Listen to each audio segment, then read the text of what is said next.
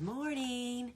Welcome back to Vegetables, Love Flowers, virtual online book study. I'm so glad you decided to join me again this week. We are entering into section 4 of the book, which is the backstory of what makes all this work. So let's take a look here. So this is section 4, and look at that photo.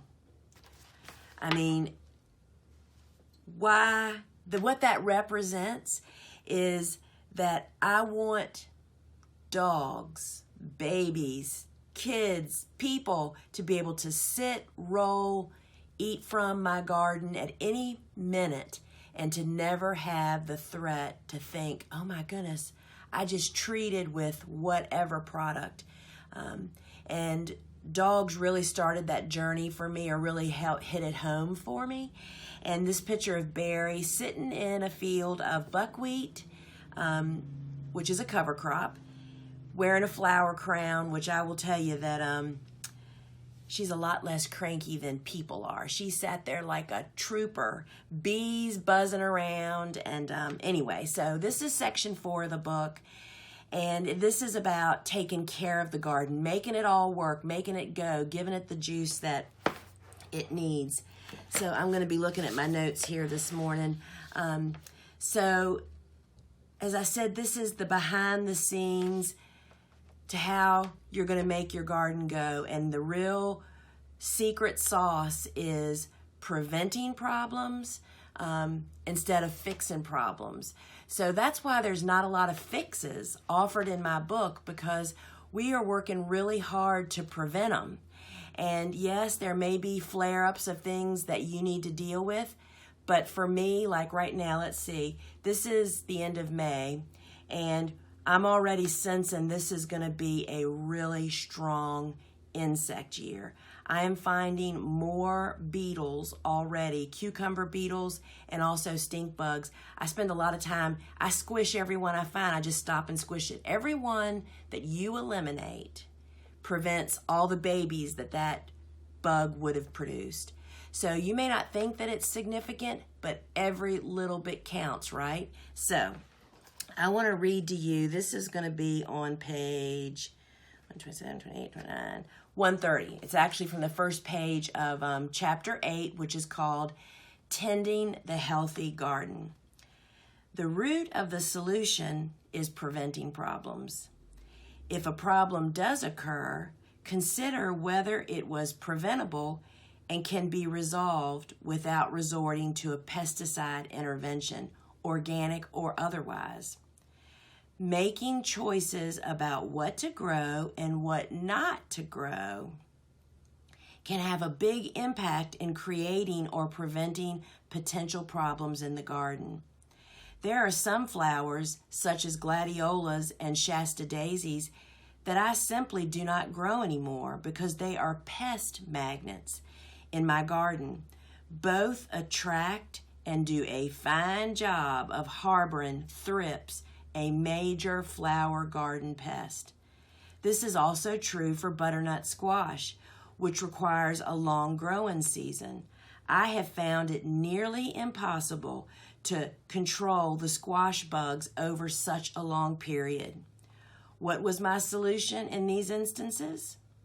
Pull the plants, bugs and all, and send them packing to the trash truck. I no longer grow these plants because there are far too many beautiful, problem-free flowers and delicious vegetables to grow instead. Why invite problem plants and their troubles into my garden? If you have a pesky, needy plant, dig it up and throw it away. So I felt like that chapter just introduced to many people another option. I can't tell you how many emails and questions I get at programs and greet people online that are asking me how to solve a problem they're experiencing. And my reply is typically, get rid of that plant. Get rid of that crop. Why grow a plant that is just a constant downer is the way I look at it. It's always a problem. I mean, what's it worth? There's just way too many beautiful flowers, delicious vegetables that you can grow and manage without all this drama, right? You know, we all need less drama. Our gardens should really be a peaceful place, and I feel like this is the roadmap to that. So, so I've written here, if you have a garden full of plants that need intervention all the time, this is your opportunity to reset your garden. You know how we turn our computers off to reboot them or just restart it? This is your opportunity to restart your garden. And because I'm telling you, there are people growing a lot of plants that need a lot of product support. And that is not the way it's got to be. If that is your cup of tea, go for it. More power to you. It's not good for the environment. It's not good for your health. But that's your choice. But there is another way. So the first thing I want to just kind of touch on is prevention is the secret sauce. And I'll also share, I was thinking about this yesterday when we're doing a lot of setting the garden up for the long summer season. And a lot of the work for the summer cannot be done really far in advance, but some of it can. And a lot of the prevention steps can really be taken in the off season, meaning really early spring when it's still cool outside, when it's a pleasure to work outside in your garden. And so a lot of the preventative steps are done during that typical non-gardening season, which is why so many people miss the opportunity. I can't tell you what a pleasure it is to work outside with to start off in the morning with a jacket. Bobo and I are so funny. She'll come to work and I come out the back door and we've got on, sometimes even long johns.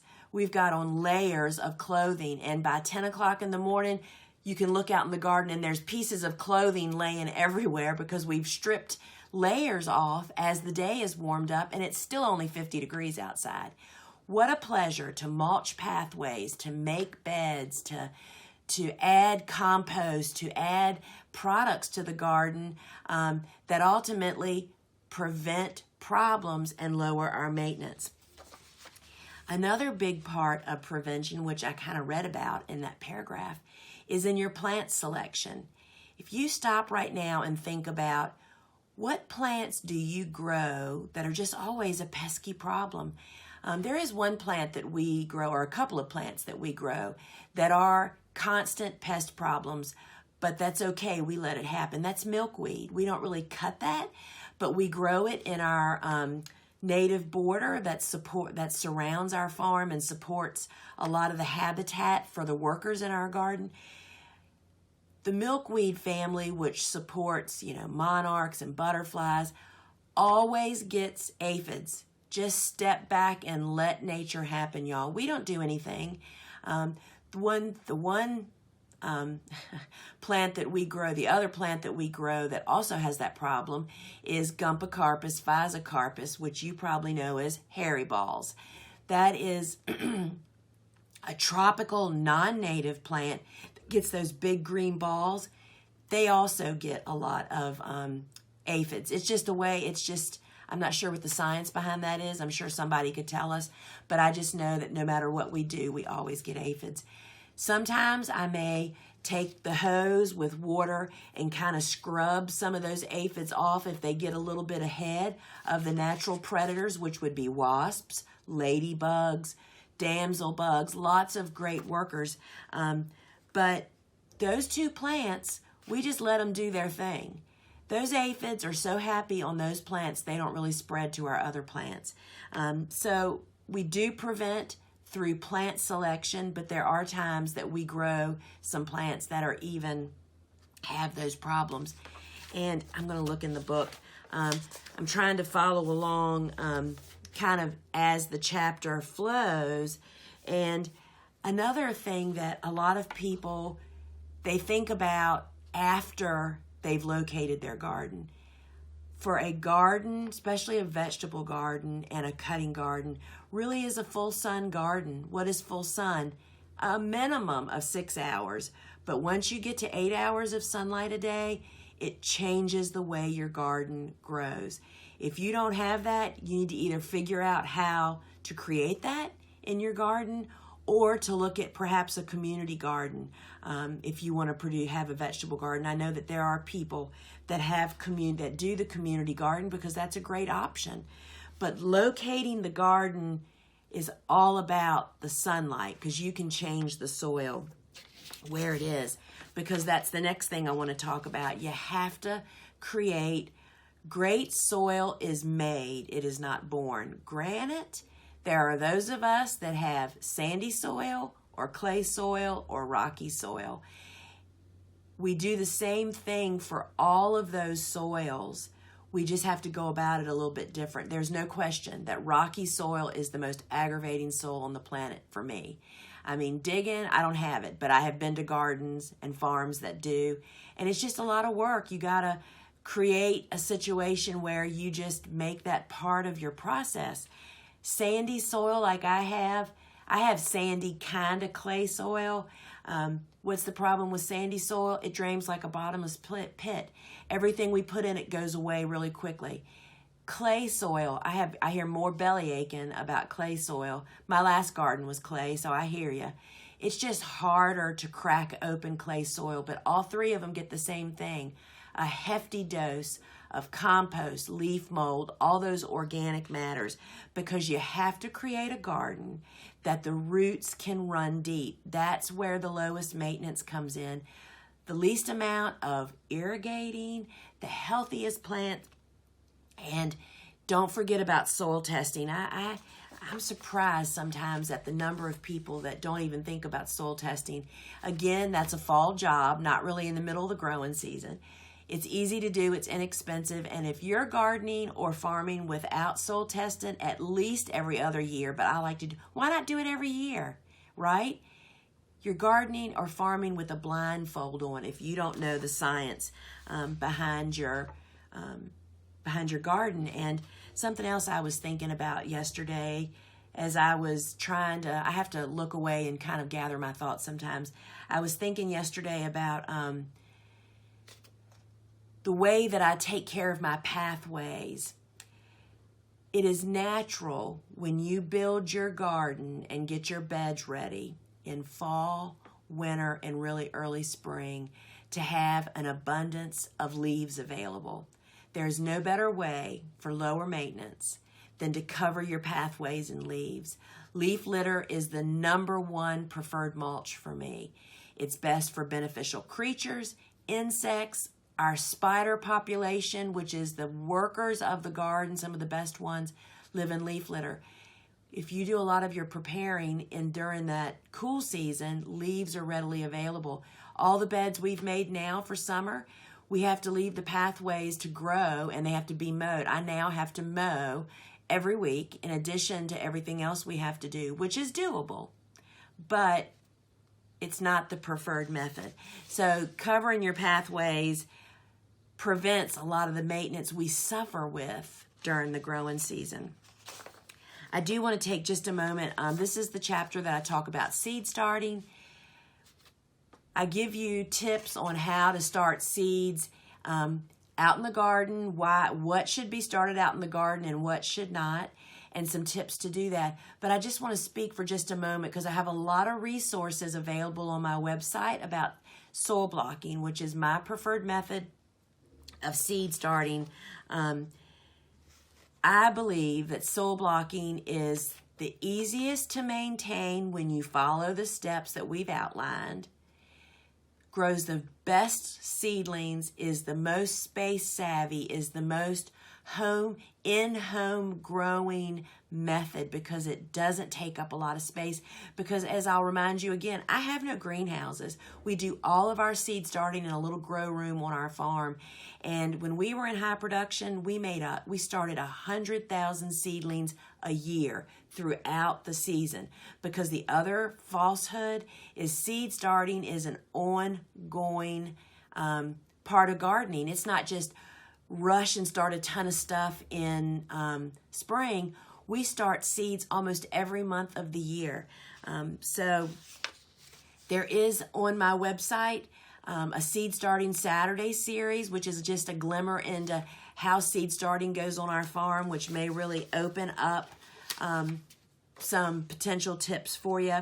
And so I encourage you to pursue, if you've been a dreadful seed starter, seed starting can change that for you. That was exactly my story. So check that out. The row cover is a great tool. I talk about in the book, I mean, oh my goodness, I have enough to cover an acre and a half. I would not even dream of gardening without it. Protecting from rabbits, protecting from wind, deer, pests, providing cover basically for new seedlings and seeds planted, just giving them. A row cover is like putting a windbreaker on your kid when you push him out the door to go to the bus. Just gives them that needed protection to thrive. So I really feel like I've offered each step that is just a key component of being able to do what I do. And the other thing that I get a lot of questions about are deer. And deer, the number one thing to do is to fence. If you can't put a 7.5-foot fence up, then I've offered some other options. Those other options really work for us. We do have deer pressure here. I am an urban farmer, which means even an urban gardener. It's easy to make your place undesirable to deer because guess what? When you're urban and you've got neighbors, it's easier to nudge the deer to go over to their garden. So that's the benefit. I think it's harder out in rural areas because there's not a whole lot more. I mean, your farm in the middle of a woodland is definitely hard to deter them. So take those things to heart. I'm just reading. And I want to tell you that there is nothing more joyful than a low weed garden. And we're experiencing that right now. Walking around, I mean, I'm constantly stopping and pulling a weed here and pulling a weed there because, gosh, I can do a whole bed in minutes in my walk with the dog because we have prevented most of the weeds. Not every weed, but most of them. I also give the real secret sauce to my farm, and that's leaf mold. I tell you in the book how to make leaf mold. Everybody should have a cage of leaves sitting in the corner, just sitting there cooking. It's just leaves. It's not compost. And I will tell you that in this day of so much manure being contaminated with herbicides, that's a whole nother discussion. Now I'm reading about gardeners getting manure that has this herbicides that is being sprayed on straw that is still present after it goes through the animal that eats the straw and in its manure, and it's contaminating gardens. So I tell you, now that I don't have a source, I'm pretty reluctant to get manure. So guess what? Make your own. Leaf mold, we have had really good luck with. We collect leaves from yards that are obviously not being treated. So leaf mold is king in my book anymore. And I'm going to close with, I offer in this book how even the smallest garden can incorporate cover crops. It's really important for your garden, for your soil, and it's just a great addition to your garden. And I offer for those of you that just are using a shovel, which ones to grow. And I just can't tell you how much that improves your soil structure and protects it and offers habitat and blooms for beneficial insects. So this is kind of just my cheer to get you to really dig into chapter 8 because it is the backstage, behind the scenes, how it works. I was hoping to give you a little taste of how good it can be. And so I'm really glad that you're carrying on with me here in the book study. And be sure, if you haven't already, I'd love for you to watch Making of the Book, which is all about how this book came to pass. And we have one more chapter, chapter 9.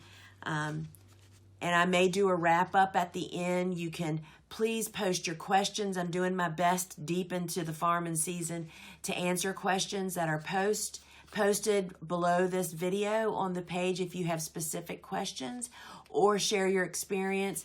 And as always, please post your reviews on Amazon if you're enjoying my book and this book study. That helps me for other people to see that. And hey, until we meet again, I'll see you next week. Ciao.